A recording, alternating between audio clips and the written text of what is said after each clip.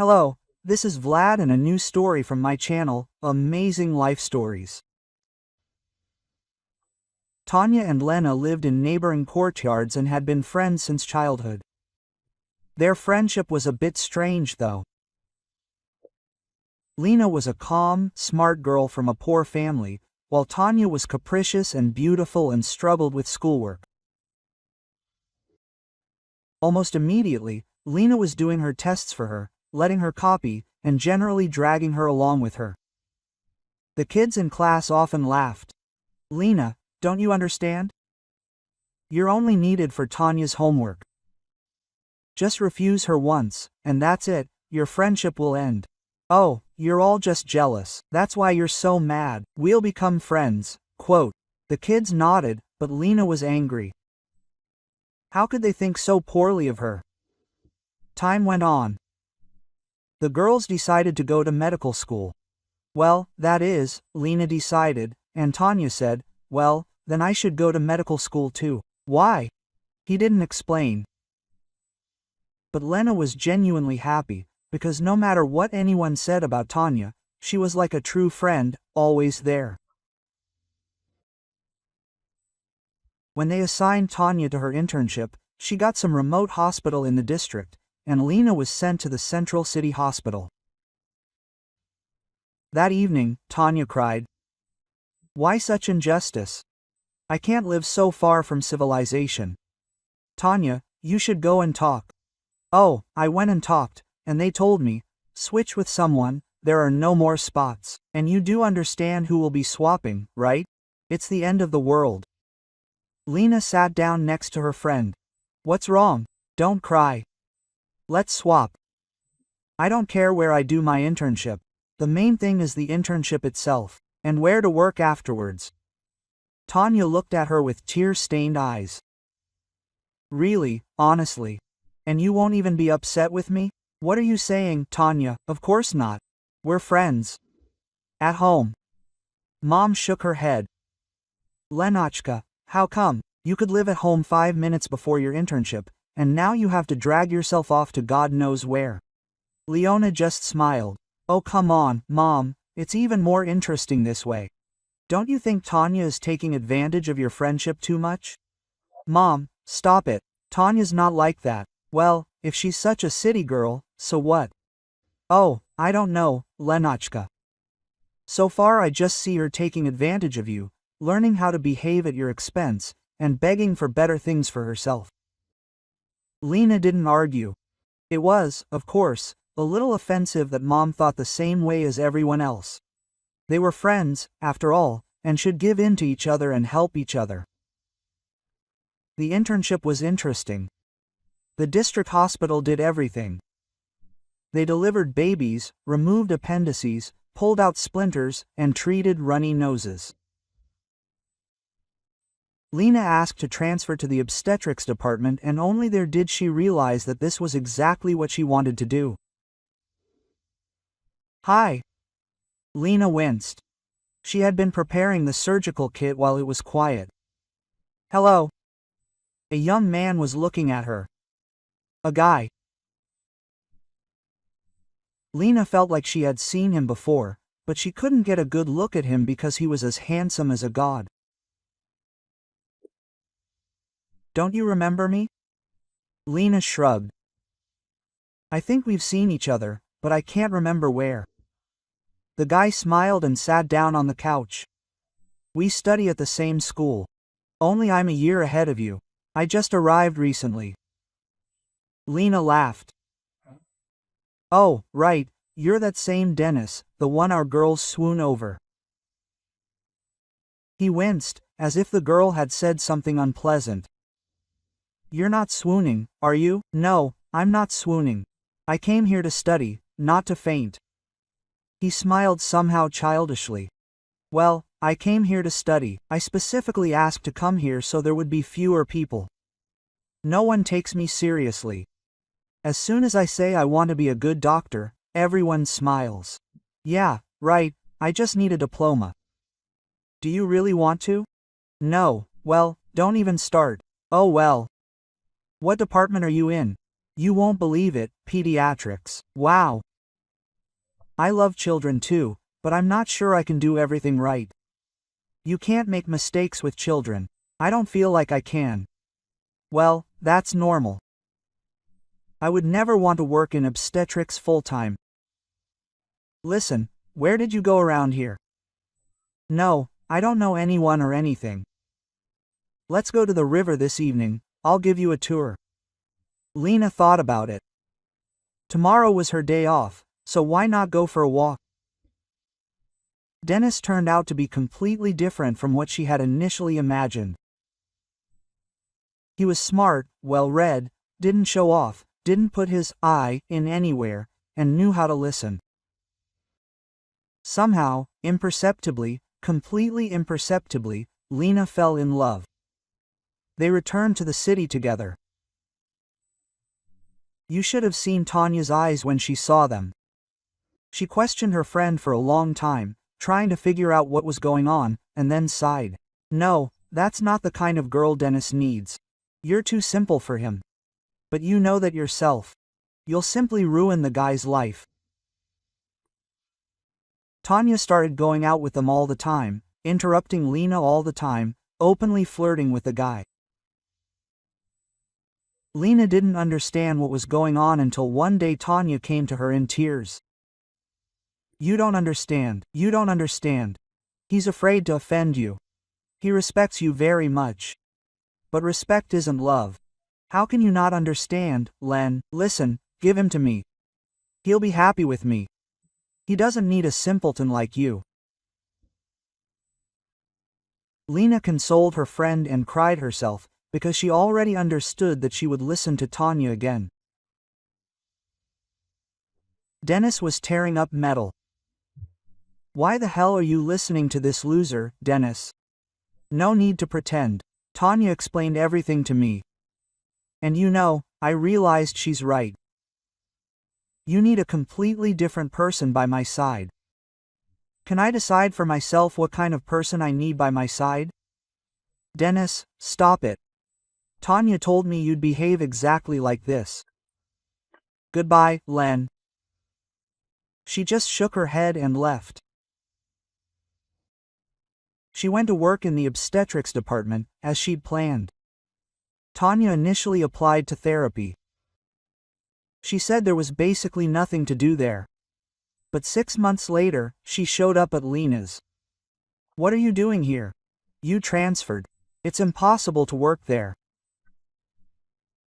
All they do is plot and scheme. Quote. Frankly, Lena wasn't very happy about her arrival.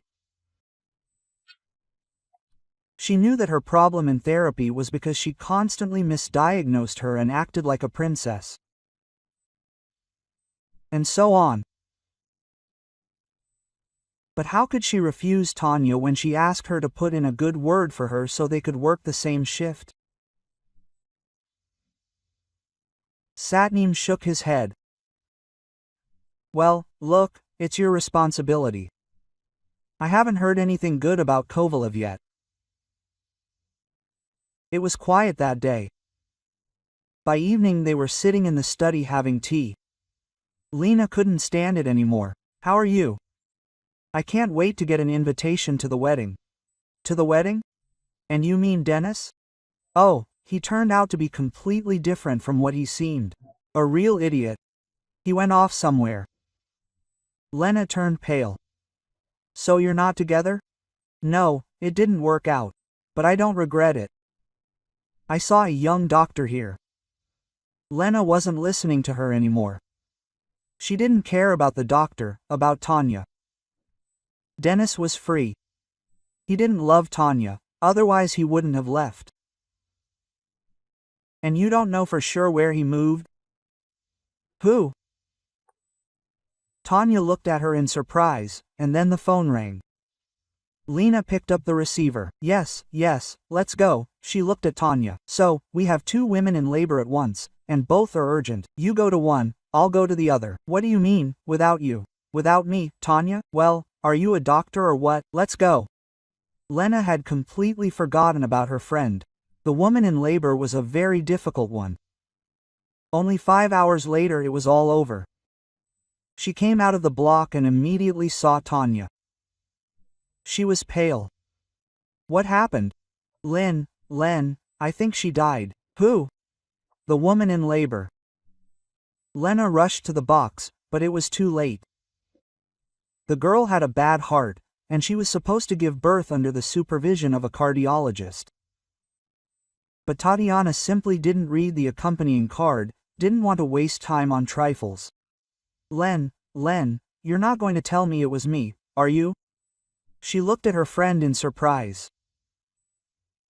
But if it wasn't you, then it must be me. Well, nothing will happen to you. You look like you're in good standing, but what about me? I'm finished. At best, they'll kick you out. You understand everything yourself. Tanya, I don't understand. You want me to take the blame for you? What blame, Len? Well, I missed 2 words in my haste. You had 2 women in labor at once. Lena stared at her friend for a long time. Now it became clear to her what her classmates were talking about, what her mother was talking about. She left the principal's office. Don't cry, the main thing is not to cry. She saw Tanya, and she was giggling in the company of some doctor. She glanced at Lena briefly, not wanting to be distracted. Lena smirked and went to gather her things. The principal tried for a long time to get her to admit that it was Tanya's fault, not hers, but Lena's, but she stubbornly stood her ground. You're such a fool. You thought you were smart, but you're a fool. Don't want to go to court? Get ready. You'll go to the wilderness to treat people. To such a wilderness you've never even dreamed of. Maybe you'll at least become a little smarter there. Tanya never approached her. And even later, during those days while Lena was getting ready to go home, she didn't call once. Glush really turned out to be a remarkable woman. The only phones were in the office and the medical center, and they were landline phones. They hadn't even heard of cell phone service being available anywhere in town. Lenata was supposedly working at the medical center, but she was responsible for several remote villages, and people from there couldn't always get to them.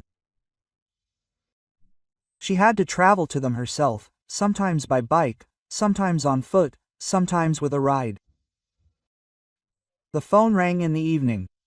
A woman was giving birth in a village 7 kilometers away. Why didn't you call an ambulance? It's her first time giving birth. What ambulance? What are you talking about? Who's going to take care of the cow? Will she die at home? Who's going to take care of her? What will die? I called you. Lena was so angry, she called an ambulance herself. It'll take about an hour, she'll get there faster. After listening to one of the villagers explain the shortcut through the forest, she set off. Lena, a city dweller, was unfamiliar with the forest, so after 20 minutes she realized she was clearly going somewhere wrong, and she had no idea where she was going back. And what kind of back, if there was a firstborn there?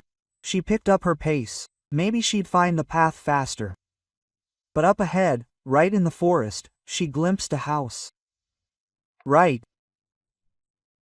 The locals said you could walk around here without fear because their huntsman was attentive, and he lived right on the road to that village. Lena banged her fist on the door. Hey, is anyone alive? Help! How do I get to Lukyanovka? The door swung open, and she almost fell. Lena, Dennis stood before her, a little different, a little alien. He had grown a beard. Dennis, what are you doing here? And you? I'm going to Lukyanovka, there's a firstborn there, and her husband didn't call an ambulance, and I'm lost. Lena was almost in tears. Dennis quickly descended the ramp and rolled out his motorcycle. The ambulance stalled a few kilometers away. Her husband, now truly frightened, rode the tractor to save them. Dennis, we won't wait, she's already in labor. Well, then, we'll deliver the baby. An hour later, when the baby's first cry was heard in the house, the tractor and the ambulance pulled up. They were sitting at the table at Dennis's house, drinking tea. Lena was telling him the latest events of her life. Well, I expected something like this. You, Len, forgive me, but it's as if you've never seen anyone except Tanya. A year passed. Lena walked into the hospital. She needed to pick up her papers so she could stay there, in that village, for good. The chief looked at her almost in horror. What should she do there? And you're a good doctor. They need doctors there too, and I'm getting married there. So everything's fine. He signed the papers and chuckled. Oh, how I wish I could just drop everything and move to a place like the wilderness. By the way, your friend got kicked out after a month anyway. How she even passed the exam is beyond me. Lena remained silent. Another one of her mistakes. She didn't think she'd be putting people in danger by helping Tanya. She left. Dennis smiled. So, are you going to see Mom? Let's go for a walk. I haven't been here in a while. Come on. They stopped at a small shop to buy a gift for Mom. While they were looking at it, the saleswoman came up to them and exclaimed in surprise, Lenka, then without a break, Dennis. Tanya looked at her friend, or rather, her ex-friend, in surprise. Tanya, why are you working here? Well, as you can see. And what about you? I have a great job. People love me, respect me, I'm going to get married. We've come to visit our parents. Well, Dennis wants to buy a snowmobile. Why? Lena laughed. To chase hares in the snow. Tanya even winced. But I was supposed to go to Tuglish. So, you owe me? Oh, Tanya, you have no idea how much. If it weren't for that last incident, I wouldn't have realized how you've been using me my whole life. And now, thank you, my eyes have been opened. And I see you've learned to show your teeth. But nothing will come of it. You'll remain a fool for the rest of your life, just as you were. Dennis pulled Lena. Let's go, it looks like everything here is bulletproof. They left the store, and Tanya threw some souvenir from the display case onto the floor and burst into tears. But Lena was already over it. She and Dennis were expecting a baby. If you like this story, please support me with a thumbs up. It's just one click for you, but it means a lot to me. All the best, M.